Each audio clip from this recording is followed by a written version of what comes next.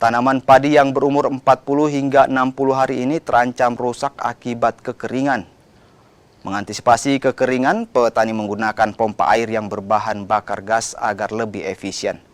Sementara sumber air diperoleh dari saluran pembuangan untuk mengairi sawah. Jumlah gas yang digunakan dalam satu hari sebanyak 3 tabung gas ukuran 3 kg. Petani berharap pemerintah membuat saluran irigasi agar sawah mereka bisa teraliri air.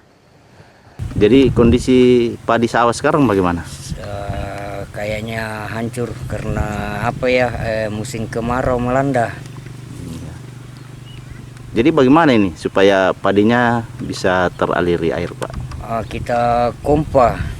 Pakai pompa. Sumber airnya dari mana itu? Dari got.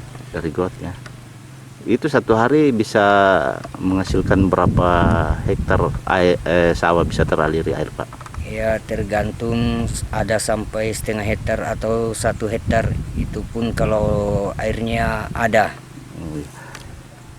Bapak gunakan tabung? Tabung. Tabung ya. Tabung gas ya? Iya, tabung gas, betul. Satu hari bisa habis berapa, Pak? 1 sampai 3.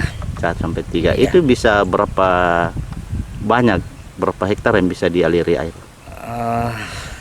Ya ketergantungan air juga sih. Kalau ada air ya bisa sampai 1 hektar begitu.